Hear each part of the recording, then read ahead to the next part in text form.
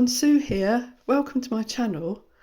I've got this small cabbage here. It's a Savoy cabbage and I'm going to try and make some kimchi with it. It's a fermented cabbage dish which is traditional to Korea. This one's not going to be quite so traditional because I've got some very anglicised products.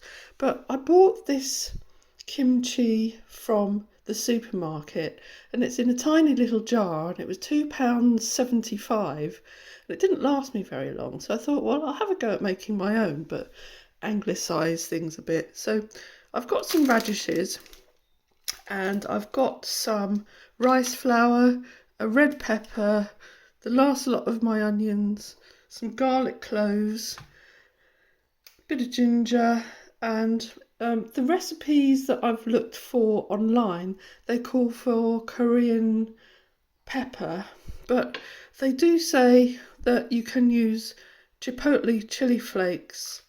So I'm going to try and grind those and make some pepper powder.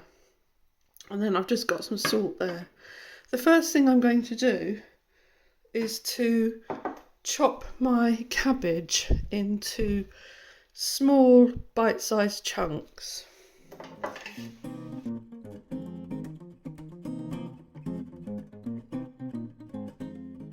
I've cut all my cabbage up and the next stage is to rinse it, which I've also done. And now you have to add salt, and the salt will take some of the excess water out of the cells of the cabbage leaves and sort of make it slightly more limp. The recipe would call for about 1/4 cup of salt on a small amount of cabbage like this. I'm actually going to make a brine up because I've got liquid salt. So I'm just going to pour some salt liquid on and then top it up with water and see what happens. It's quite a concentrated salt, so I'll just make sure that's not too salty, but I'll pop some water on that. So I've just got my cabbage soaking in a light brine here, and I'm going to see what happens. It should take maybe a couple of hours for that to start going a bit more limp. So I'll get on with the rest of the mixture. You have to make a sauce base up with ground rice flour, so I'm just going to do that. Put about 50 mils in and then top that up with 200 mils of water.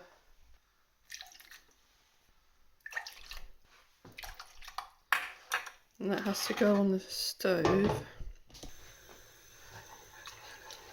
And you need to stir this while it's coming to the boil so that you don't get any lumpy bits.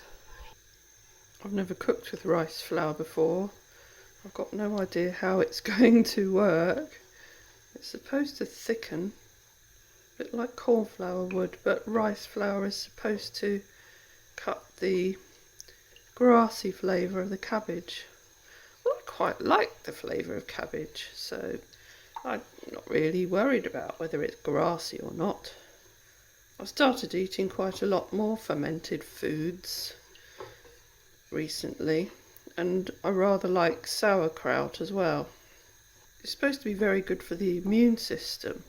Oh, I can see this is thickening now, look. It's sort of going a bit gloopy. I think that's the sort of consistency that's required. So I'll take that off the heat and I'll just leave that to cool, because you don't want to put that in hot because you kill all the bugs that are going to ferment in the kimchi. That's my science bit coming in there. Right, now I'm going to make up the rest of the sauce base. I bought these chipotle flakes because I really like the smoky flavour of the flakes, but I put them on pizzas and things because they're quite nice. I don't know really how much I'm going to need because they can be a bit tangy. But they're really smoked. They're actually smoked jalapenos.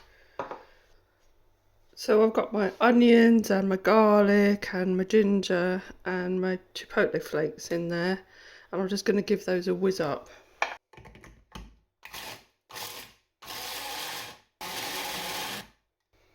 You see it's gone a really nice red colour now.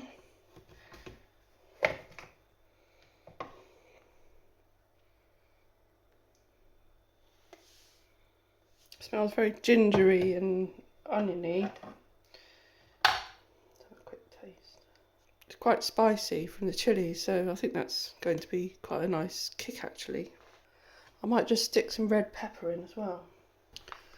Well, I've got my red pepper in there, and while I was thinking about it, because I thought that would add to the sweetness, I completely forgot that fermenting things need a little bit of sugar as well. So I'm going to add some sugar. Sort of a 50-gram scoop. I hope that'll be enough. I do rather love improvisation. It's sometimes how the best recipes are found, but also sometimes how the worst ones exist. Whoa, that's looking such a lovely colour. I'll leave that where it is until the cabbage is sorted out. And I'll come back once I've sliced my radishes. I've got my radishes thinly sliced here, as thin as I can, manually. I don't have a mandolin, I wish I did, but I think I've done pretty well with those. So I'm just going to put those to one side until the whole thing is ready to assemble. There's no point putting all of this in the fridge because it's going to stand for 24 to 48 hours at room temperature anyway. I left it a bit longer because the cabbage is slightly tougher than the Chinese cabbage, but you can see it has actually gone down quite a lot now and it just feels a lot more limp. So I'm going to give that a rinse off and make sure that I've got quite a lot of the salt out. While that's draining, I'm going to mix up the rice with the mixture so that it's ready to go in. There's quite a lot there. I don't know if I've made a little bit too much, but we'll see. Just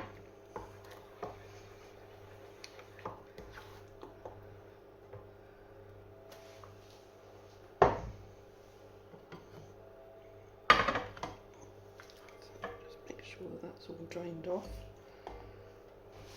We're gonna need a bigger bowl. One thing the recipes mention is to have a pair of gloves on while you do this because you don't want to get too much chilli in your hands. I'm going to put my radishes in.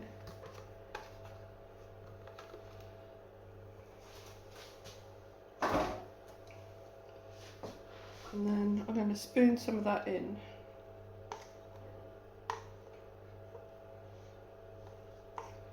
Let's see how that does. And you're just supposed to sort of mix it in and make sure that everything is covered. So that's everything sort of covered in that red paste. I'll just have a quick taste.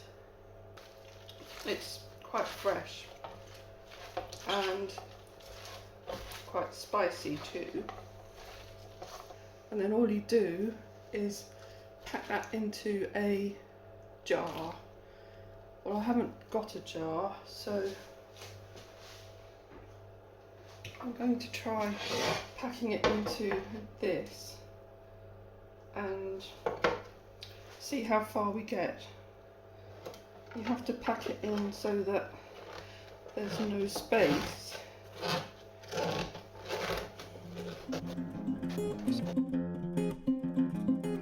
Make sure there aren't any air bubbles, so pack it down really tightly.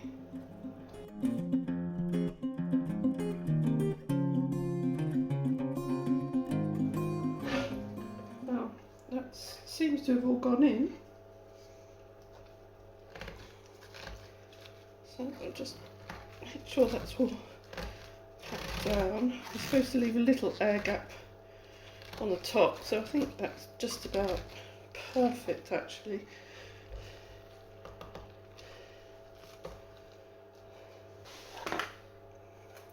Now it does create some fermentation, so although that's a seal there, this is a lid, and I'm just going to leave that slightly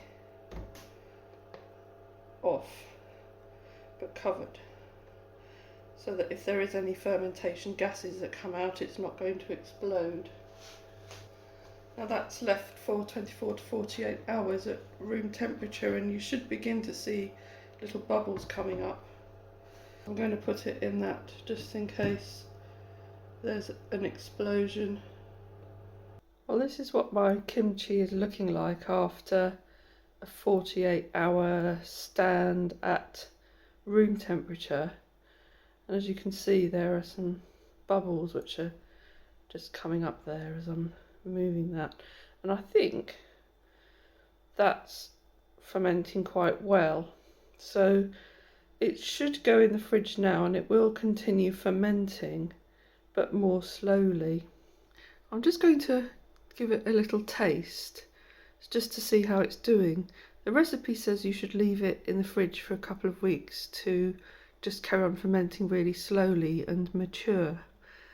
But I'm just going to take a little taste now, just to see how it's going.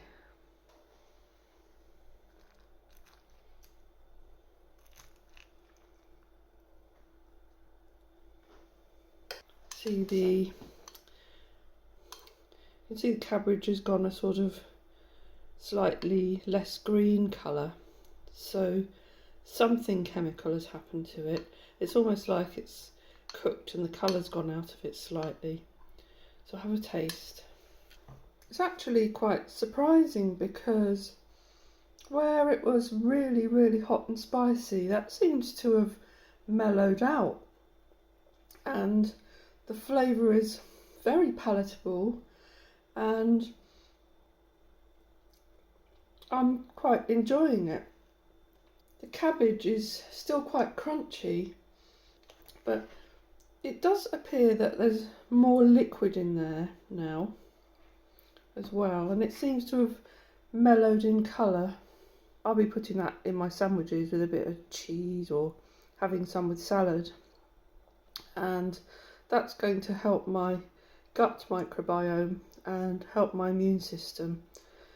One of the things I found out since putting the sea minerals in is that actually in Korea they use seawater quite a lot instead of purified salt, and it does create a better quality kimchi.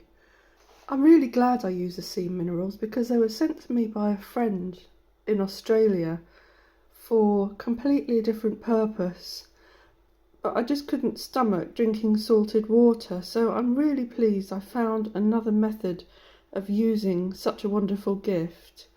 So thank you, Paula. I'm sure you didn't realise that I would be using it in such a way, but I think the effect, if you know what I mean, is going to be quite similar in the end. And this is just a last update to show you what it's looking like after 5 days. A lot more liquid on top there. Everything's really shrunk down quite a lot, so I'm really looking forward to eating this. I hope you enjoyed the video, and if you do try your own kimchi or you have other recipes, please let me know in the comments. Thanks for watching, and I hope to see you again soon.